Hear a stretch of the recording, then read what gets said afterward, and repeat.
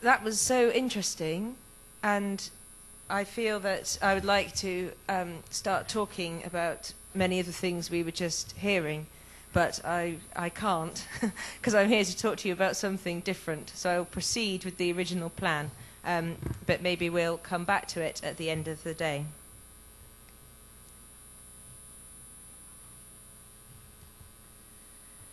So I'm going to talk to you about collaboration in arts organisations, and I'm going to talk to you about the way this works for Quick Reads, with the hope that in explaining the case study of Quick Reads, it will help to explain broader principles.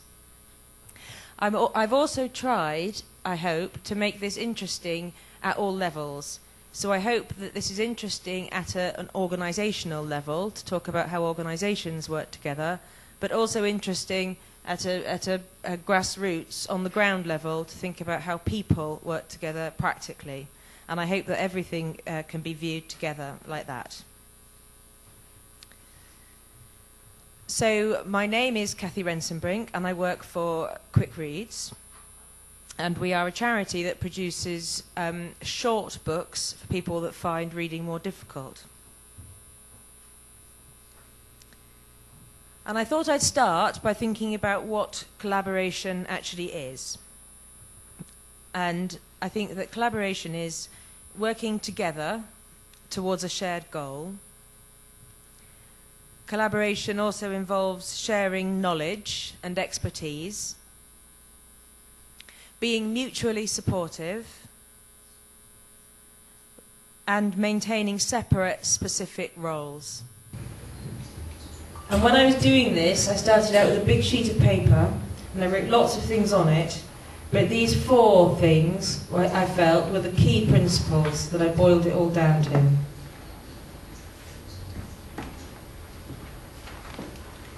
And then I thought, so what are the benefits of collaboration?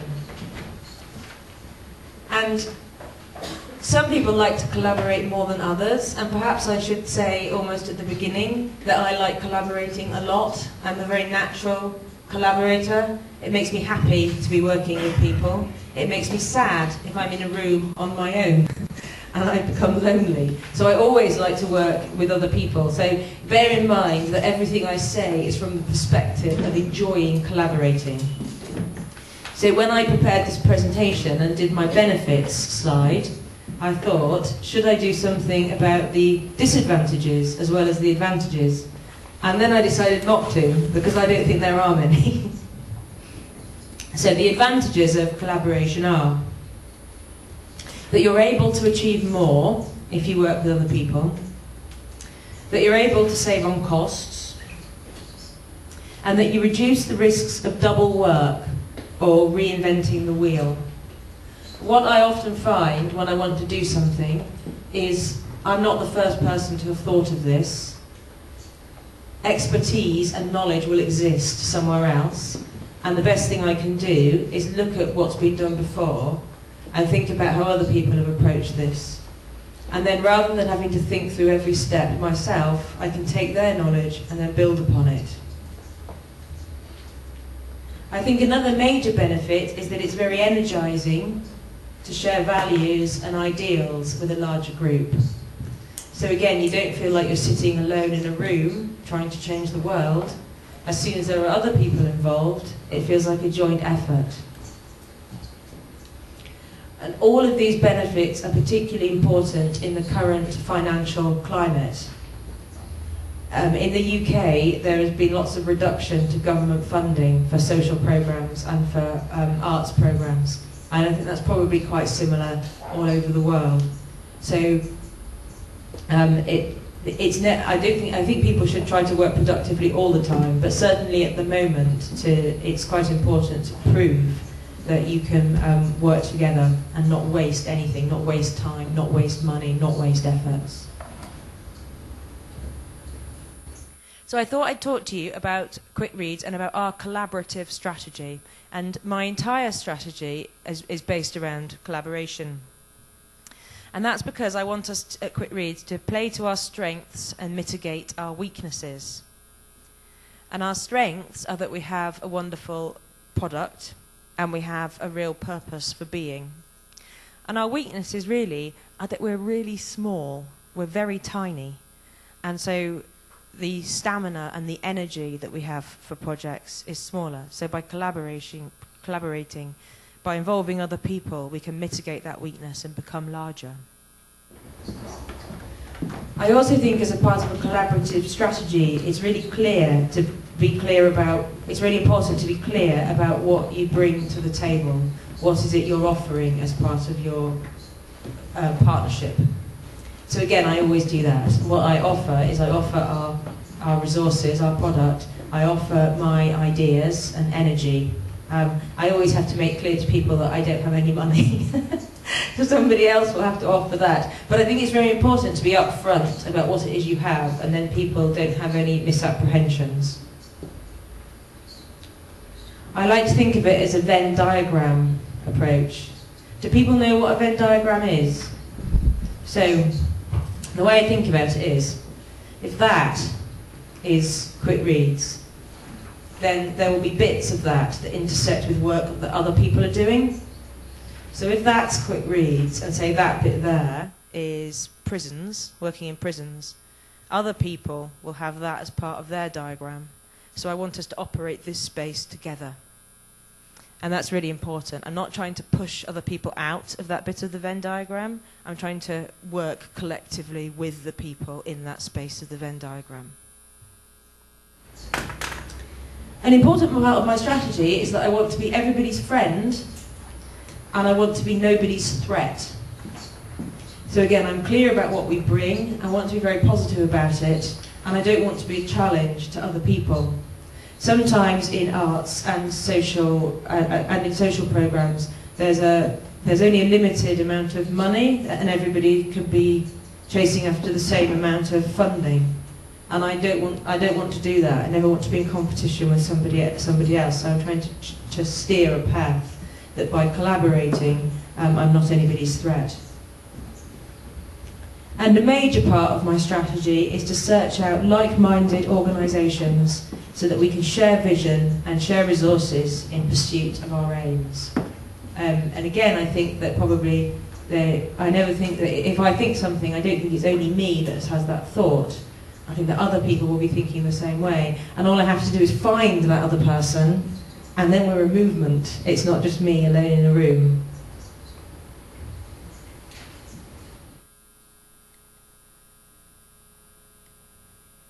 So I thought I'd talk about what our aims are. And our first aim, very simply, and it's a big, big, big aim, is to change lives through reading. And that's a huge aim, and I could talk about that for several hours, possibly years alone, but I'm just going to pop it up there. Our second aim is to be the bridge between literacy and literature. And this is a really important point, because a lot of the people with whom I work will be more towards one or the other. And it's a journey that people have to make, because if you don't read very well, then your issues around literacy. And if we can start fixing that, then you can move further on this journey towards consuming more literature. Another one of our aims is that we are enthusiasts who look to work with experts. And again, that's very important, because I'm always clear about the perspective that I bring to this, because I'm not an academic, and I don't view myself as an expert. I view myself as an enthusiast. And so therefore, I'll talk to academics and take what they can give to me and bring that out into the world. I also think it's very important, I always accept that I don't know everything. I genuinely want to find out what it is that other people know, and that then we can share what I know with what they know, and we'll come to something better. I also want everyone everywhere to feel good about their involvement with us.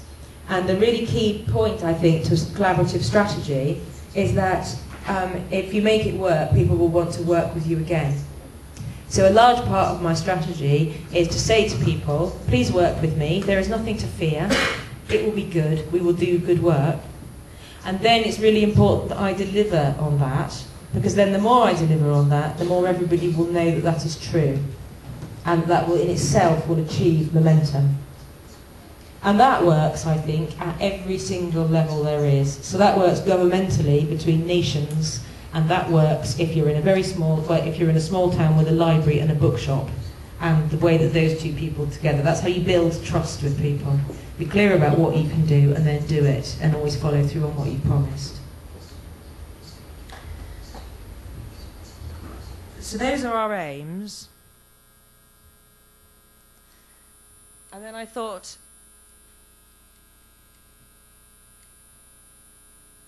I'd talk you through a little bit through our structure, because again this makes it really clear how this all fits together.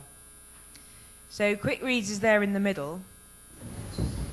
The three things at the top, the Arts Council, World Book Day, and Galaxy and Mars, those three are the people that give me money. They're our funders. So obviously they're incredibly important. I think a good rule, actually, of art and of life is that you should always be grateful to anybody who gives you money. And so the top three give me money, and then the bottom three are the people with whom I really need to deliver this project. So the first one is authors and publishers, because without them there would be no project. They're the most important thing. The authors need to read the books, and then we publish the books in conjunction with the publishers. Also, there is delivery partners. I'm going to talk about that a bit more in detail in the next one. And then also retailers. And we could also include librarians in that, because what then happens with the Quick Reads is we need to get them out into the world. So we produce them, but the collaboration is particularly important to make sure they get to as wide an audience as possible. So I'm going to talk a little bit more in detail about some collaborations, and I'm going to tell you who these people are. So up there you've got NIACE. NIACE stands for the National Institute of Adult Continuing Education.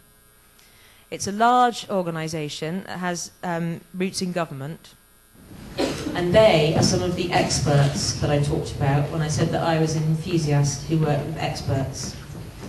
And they provide teaching resources that show how Quick Reads can be used.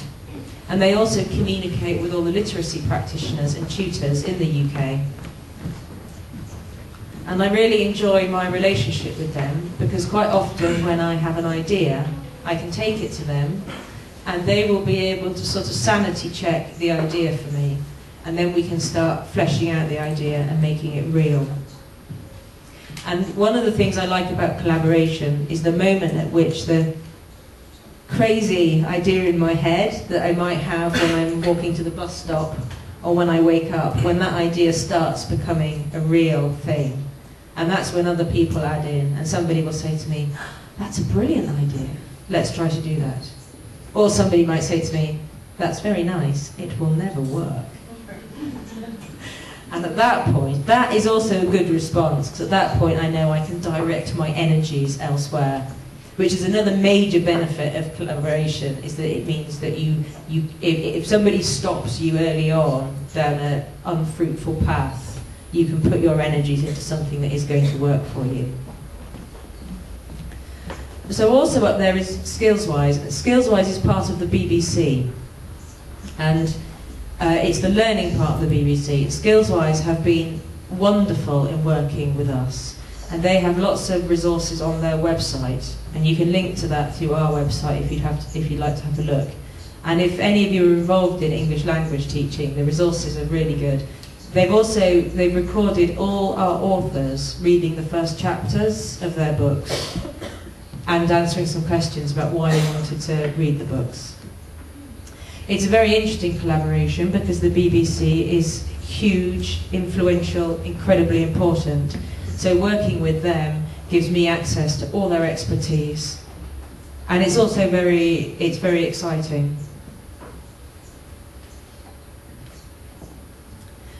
World Book Night is a very interesting initiative in the UK where once a year, on Shakespeare's birthday, the 23rd of April, 500,000 books are given out to people on the streets. And the way World Book Night do this is that they advertise for givers. So there will be 20,000 givers, 20,000 citizens will volunteer to be givers, and then they will each give away 20 books to people on trains and buses, in town centres, by taking them to hospitals, by taking them to prisons. I really like working with World Book Night, and this relationship started when I still worked for Waterstones, which is a big books retail chain, and I worked with World Book Night then. And I'm on the steering committee of World Book Night, and I'm on the editorial committee that chooses the books. And then this year, for the first time, World Book Night will have one of our books. World Book Night will have a quick reads. So people have been able to volunteer through this process and get free quick reads to give away. It's a really satisfying partnership. And when people apply to be a World Book Night giver, they have to say why they want the books and what they're going to do with them. And it was very moving for me to read all these plans that people have to give away quick reads. And reading them gave me lots more ideas about ways in which we could work. So it's a very satisfying partnership of itself, but also already, and it hasn't happened yet, so the giveaway thing hasn't happened yet, but I already have lots more ideas about how we can progress further. And then I wanted to talk about the Reading Agency. The Reading Agency work with libraries in the UK. And we do lots of work with the Reading Agency, and it's a very interesting partnership because on one level it's quite practical. What the Reading Agency do is that they help organise so that the books, quick reads, books and resources will be in libraries, and they coordinate that, so that's quite practical. But it's also quite an emotional relationship because I haven't been doing my current job for very long, but I knew the Reading Agency, again, I knew them from my Waterstones days, and I liked them. And they've given me a lot of help since I started doing my job. They've connected me with people. They've introduced me to people. And I'm very grateful for the help that they've given me at my early stage. And I think I will therefore want to make sure, as I become better and more equipped to do my job, that I will repay them. And I think sometimes that's also how collaborations work. When somebody collaborates with me and I feel they've given me more than perhaps I've given back, I sort of make a mental note that I want to catch up with them in the future and deliver back to them again. And I think when collaboration works really well, you set up these virtuous circles of activity where people, if you carry on doing good things to people, they want to carry on doing good things to you, and you can achieve some very brilliant momentum.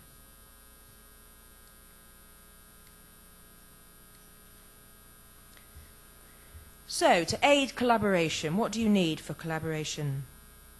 You need shared goals and values. There probably would be little point in collaborating with somebody who didn't feel the same way as you, essentially. You also need organisationally complementary objectives. So there needs to be something to which you both like to work towards. I think you probably need distinct roles, because whilst I said I'm very pro-collaboration and would always think it would be good, if you were trying to do exactly the same thing, then I can see how that could lead to difficulties. So when I'm looking for a collaboration, I'm quite lucky because nobody's doing what we're doing. So we're in a niche, and I'm trying to find other people to work with. But I think knowing the distinctness of what you both do is quite helpful. As I've touched on, it's really important to have honest and open communication. And I think that's probably a key point to collaborations, or indeed partnerships, probably in life, possibly even in marriage, if I can be whimsical for a moment. The better and more honest the communication, the better things will be. And also flexibility is incredibly important, because things will change and alter. So an ability to be fairly relaxed in the face of things changing is really important. And what I really feel is that if the big picture vision is right, so if you've sorted out all the big stuff, and then if the people stuff feels right, if you trust people and if they trust you, then the details will all align and all the details will fall into place. So I think it's important to start off like that. What are we trying to do? Do we like each other, trust each other enough to try to do it together? Probably a sanity checking stage. I'm an extreme optimist, but probably it's worth putting in a stage of what could go wrong, and let's think about how we cope with that if it does. And then just continue to drill down. And the more that bit sits together, then the rest will all fall into place. And I wanted to finish by saying that one of the ways in which I try to get people to work with me is always to make it pleasant and pleasurable for them. And I think in general with work, you can do it feeling miserable or you can do it feeling happy, and if you do it feeling happy, then it tends to make you happier. And that's one of the reasons why I'm really pleased. I really like working with Galaxy, who are our sponsor, for lots of reasons, because they're very good to me. But it makes it particularly important to me that because they make chocolate, that they're about pleasure. And so much of what we're doing with Quick Reads is we're dealing with people who haven't always found reading pleasurable. And I think that's quite difficult to almost get your head around when you're a very literate person who's always found books and reading to be very comfortable to you. To realise that for some people, books and reading might not have been a source of pleasure, they might have been a source of worry or humiliation. So because we're dealing with those quite difficult emotional territories, I really like the fact that our sponsor is very clearly about pleasure. And one of the things my sponsor did, because I like talking to them, when I said I was coming here, was they said, do you have room in your luggage for any chocolate, and would you like to take it so that you can give some to the people you speak to? And I said, yes, I'll take another suitcase. So outside on the desk will be some chocolate from Galaxy. There'll be some of these and some of these, and there'll also be some Quick Reads bookmarks. And I'd be really happy if you would take some and eat it and feel the pleasure and feel the sweetness and think about how collaboration can be a nice thing. And it's been a great pleasure to do this. Thank you.